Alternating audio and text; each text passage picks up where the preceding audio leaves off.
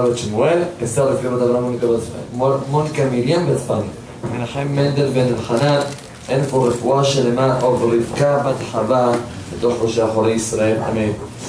You know, last night I had a group of young adults, and I asked him a very simple question. What do we have more in life? Success or fail? Fail, it's all failure. What do we have more? Success? So most of them, unfortunately, they answer what the majority of the people that they got this question, they answer. Unfortunately, they feel that in life there is more failures than success. And I told them, money. If you only go by money, yeah. Yeah, that's right. And I told them why I'm asking them that question. Huh? That's a very good question. But in general, whatever I ask that question, the first thing that comes to your mind, what do you call failure and what do you call success? People can call themselves that they're not successful. So let me tell you, I know a rabbi that he was in a certain Shabbaton, and a young fellow, Hatzalah guy, comes up to the rabbi, and the rabbi already saw that this man, this young fellow, have a certain type of how you call defect or discapacidad, ¿cómo se dice? Handicap. Handicap? Yep. Okay. Disability, that's the word. Disability. Okay, you have a little bit of the disability. And the young guy tells the rabbi, let me tell you one thing. 3 years ago, I was a young guy, 21 years old, like all my friends. I was in yeshiva, and I was in my dorm. One morning, I woke up, I opened my eyes, and I had such a headache. I decided to stand up. I want to stand up, and I can't. I'm trying, I can't stand up. It took me a while until I understood, and I made a quick calculation because I know CPR and all these type of things. I understood that I had how do you call it in the brain, Lord? I know stroke, a head stroke. Then he had a stroke. Young fellow, 21 years old, and he knows the law alenu. If there is a stroke, the first thing that you have to do is to get as faster as possible to the emergency room. He's looking for his cell phone on top of him, and he realizes the phone is not on him. The phone is on the table, and the table is few feet away from his bed. And we said that he cannot even stand up. The only organ that he was able to move was his left hand. He said he started to push himself to fall into the ground with the help of the left hand. He falls and he grabs himself. Grabs, it's called? Yeah, he's zochel. He's moving himself with the left hand until he reaches next to the table. He reaches next to the table, but he cannot get there. He starts to move the table with the left hand. Right? Maybe the phone will fall on him. And Baruch Hashem, he had a good mazal. The phone fell on top of him. He was thinking in seconds, who should he call? He got into the conclusion, I'm going to call one of my best friends. He's a paramedic in Hatzalah. He calls him, and he realized that he have only 1% of battery. First ringing, no answer. Second, third, fourth, no answer. And the fifth ring, his friend answers. The friend answers, and then he wants to tell him, right now I need Hatzalah. He yells, oh, and the phone died. No, then the stroke affected also the ability to speak. And he wasn't even able to say a word. Now, Rabotai, I want to stop 1 second the story. Imagine You got a phone call from one of your friends, and you hear him, ah, ah, ah, ah, ah, ah. And he hangs up the phone. What are you going to think? Oh, the guy probably was a little bit, he had a certain type of wedding or something active last night, and he drank a little bit. The friend of his, he heard that noise, and because the phone got shut off, automatically decided to call him back. He calls him back, no answer. Calls him twice and 3 times, no answer. He started to smell something wrong might be happening. He took his motorcycle of Atzala and he got to the place. They rushed him to the hospital, and Baruch Hashem, they saved his life. He says to the Rabbi, let me tell you one thing. That day I realized how much of a success do we have every single movement. Every time that you're able to stand up, it's a success. Every time that you're able to speak normally, it's a success. Every time that you're able to do something that we think that is already usual, it's a success. And whenever a person will see success, thank you, in such a way, automatically it will be a much happier person. But all this I'm telling you for one point. Rabbi, there is a story in the Gemara. Basically, the story in the Navi. The Navi tells us a story about Eliyahu Navi. We all know the story with Eliyahu Navi. Eliyahu Navi passed away. He didn't even pass away. He went up to Shamayim, life. And he turns up to be an angel. Says the Gemara, there was a rabbi. And this rabbi had Gilui Eliyahu Navi. You know what that means? Gilui Eliyahu Navi means that he's able to get to the level to see Eliyahu Navi. And one day this rabbi, this is not working, I'm sorry, Mechila. One day this rabbi sees Eliyahu Navi and he tells him, Eliyahu, for how long we're going to be waiting for Mashiach's arrival? How long? Halas. All the problems, all the issues, sick people, people that are dying. For how long we're going to suffer Mashiach? And the rabbi promised, and the Eliyahu Navi promised, the rabbi says the Gemara, and he told him, don't worry. Be'ezrat Hashem, tomorrow Mashiach is going to come. You know probably the Gemara. Next day, he already organized all the students. Everybody was so excited. Eliyahu Navi is announcing that Mashiach is coming.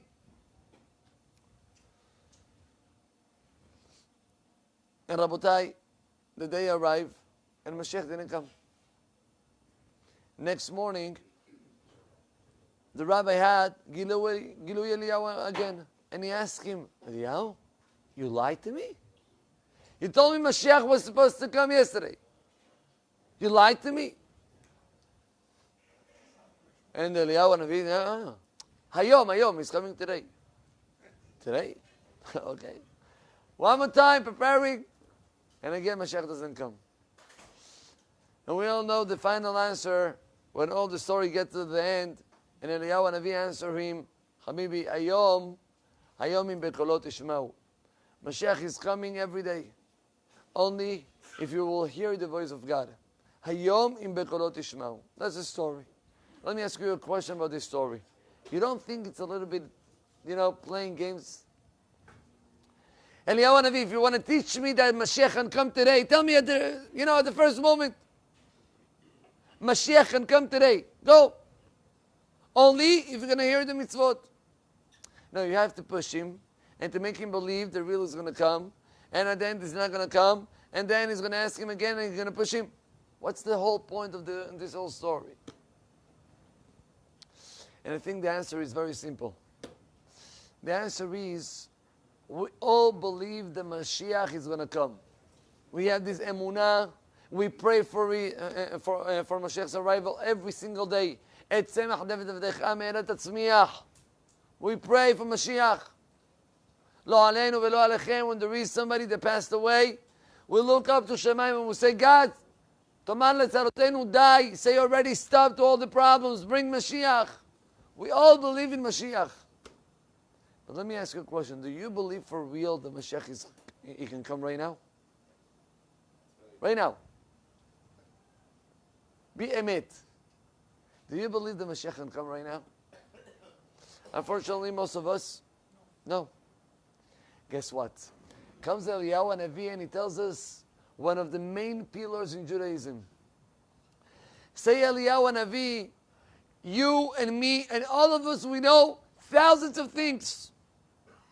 We have in this machine thousands or millions of information. We know a lot. But how much of this information we actually apply it in the daily basis? How much of that information I'm ready, you know what? I'm making it. And Rabotai, I'm talking to you, I'm talking to myself.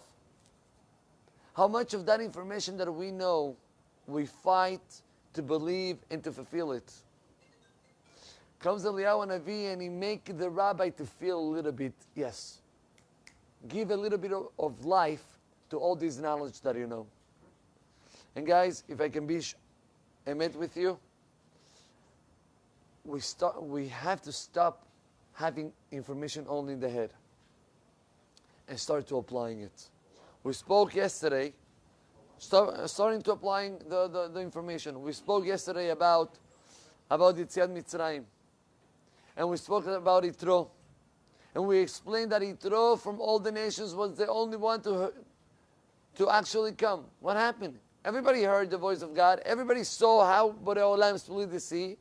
The answer is, you know why Matan Torah have the title of Yitro? Because all the Torah was nothing if we're not able to apply what we know. So Mashiach is a mental concept. No, Mashiach is it's actually a real concept that Borei Olam is going to show himself to all the world. Yeah, and there is machloket how it's going to be at the beginning. If right away Mashiach is going to come and then the whole world is going to change, or Olam keminago noeg, the world is going to continue the same. But one thing is going to change. We're going to have clarity in life. We're all going to see Borei Olam's presence. What's the application then? Is this learning? What's the application? First step, emunah. Believe in it for real. How much we believe that really Mashiach can come every single second. Let me tell you one thing. There was a great rabbi, his name was the Hafetz Chaim. You probably heard about him. The Hafetz Chaim. And not only this great rabbi, we had many others, and I'm going to tell you an actual story that I just heard it this week, or 2 weeks ago. The Hafetz Chaim had, next to his bed all his life, a chair. Next to the chair is, how you call it? The stick, yeah? The cane, thank you. And some of the nice garments right next to his bed. Every night he was going to sleep right next to these garments. So one of the students asked him, Chacham, you're not wearing it anyways. He says, what do you mean? And if at the middle of the night Mashiach will come, I'm going to go with pajamas? So it sounds funny, it sounds nice, cute. But Rabotai, the idea is how much we really believe in stuff. I want to tell you, it was in a shiur. I was giving to a group of girls a shiur. And I was telling them about a miracle that happened to somebody that I know. I believe in this miracle 100%. That a guy came, I think I told you the story, a guy came to the shul and he showed his 10 fingers and he said, you see, can you count? And they counted and the guy had 10 fingers. And then he explained what happened to him, that lo alenu, one of his fingers got cut. And min hashamayim, he had such a tefillah. And then he said, he brought the whole file of all the information, medical information and everything. He said, I'm embarrassed to say it because I don't know if you're going to believe me, but the finger grew by itself.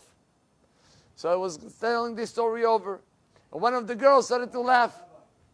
Let me. First time in the history of medical that anybody had a finger grow back again, but it's never been broadcast anywhere. Never be? There's nobody in the world knows about this. Okay. Maybe you don't know it. There are other people that know. Okay. So let me tell you one thing. So this girl was laughing.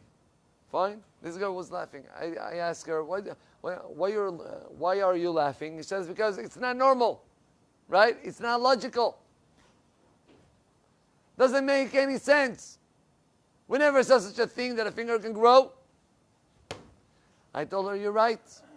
And I asked her, do you pray once a day at least? She said, yes. What is the second barakah that you say in your prayer? And this is going for you as well, the answer.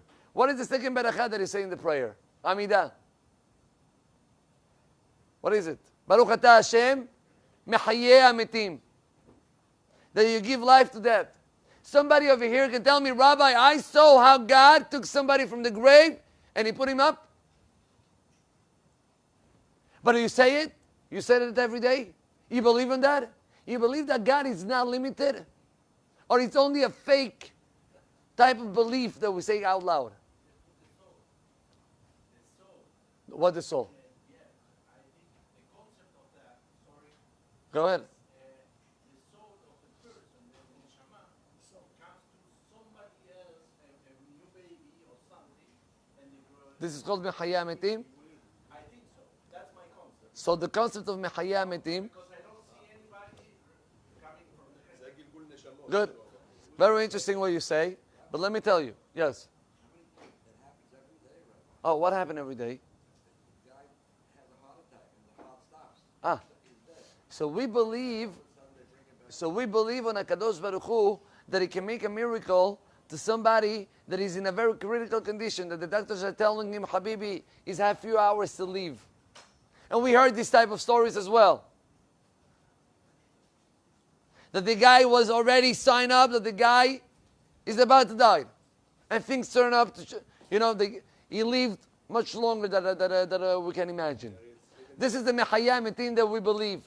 Rabotai, we're limiting HaKadosh Baruch Hu. If we don't believe that Borei Olam can make whatever things are above our imagination, above our logical things, we're limiting Borei Olam's power. Mehayah Metim refers also to what you're saying, and at the same time it refers that when Mashiach will come, there will be an actual Mehayah Metim coming out. People that died actually in the grave come up back to life. And we have to try to change that concept. A lot of things that we might know, we don't really believe in it. We don't really act accordingly. How many of us we give up? And all of these cases that I just told you, maybe extremes. Let's go back to the normal daily basis. How many things happen in our life that we say, I have no more chance for this? We're sure that there is no chance for me to get to a certain point in my life. And automatically we give up. You give up. That's a monk of emunah. We don't believe that Borei Olam in 1 second can turn you from one side of the coin totally to the other side. And when we're going to start to believe in this success, when we're going to be able to see that Borei Olam can do everything, and this is a success, we're going to be the most happiest people in the world because we have HaKadosh Baruch Hu on top of us. It's hard. It's not easy. But this is emunah. Let me tell you this last story.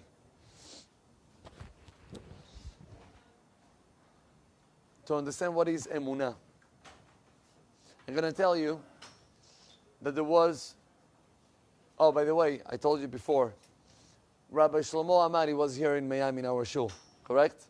The chief rabbi of Jerusalem. 2 weeks ago, there was the Hilulah of one of the, was the Baba Sali's Hilulah? Was the Hilulah of the Baba Sali, and he stood up in the Hilulah of the Baba Sali and he spoke. And then the son of the Baba Sali, still have a son, his name is Rabbi Baruch. And this rabbi said that he have with him the garments that his father, the Baba Sali, used to have with him every single day. He had special garments for Mashiach's arrival. He had those special garments. Now, Rabotai, again, sounds cute, but it's the real way how to look at Judaism. So here comes the story. There was this boy. The boy had one issue. The issue was that unfortunately, it was a girl, that unfortunately she had a bad name because when she was a teenager, she did something not proper. I'm talking about a very religious girl, very religious family. And this girl did something improper. I don't know exactly all the details of what that means improper. Yeah, let's not think too exaggerated, but something not acceptable. And the seminary where this girl was learning in was the seminary when they heard the information, right away they kick her out. The girl was sent to the U.S. The parents sent her to the U.S. to learn in a school for 1 year. After that year, she came back to Israel. She got accepted in another seminary. Baruch Hashem, she changed her habits. She became much straighter. And that's it. I'm going to make the story very short. Rabotai, this girl gets to the age of Shidduchim. She's getting to the age of Shidduchim, and the first question that she's asking herself, who is going to take her? Who is going to take her if somebody will realize what she did in the past?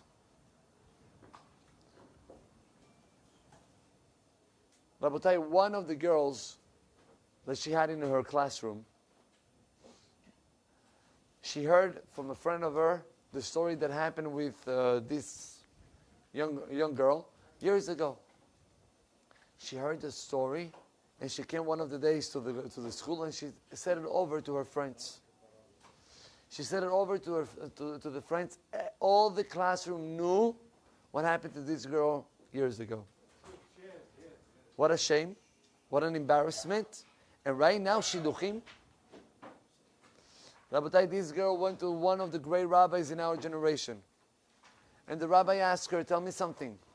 Do you believe that Borei Olam can make above nature, that he can get you the best shidduch, even getting all the bad information or whatever is going on around you, you're going to get the right shidduch?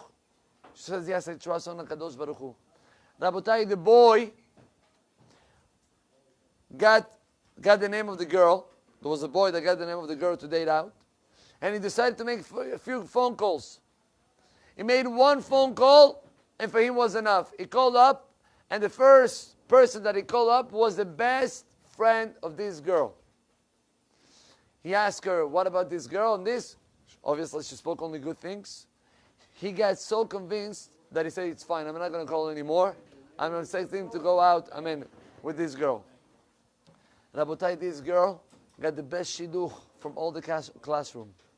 And all of this just because we have to trust, we have to start to believe on HaKadosh Baruch Hu that He can do whatever we can even imagine. Borei Olam is not limited. We can limit HaKadosh Baruch Hu if we limit ourselves. Baruch Adonai Le'olam. Amen ve'amen.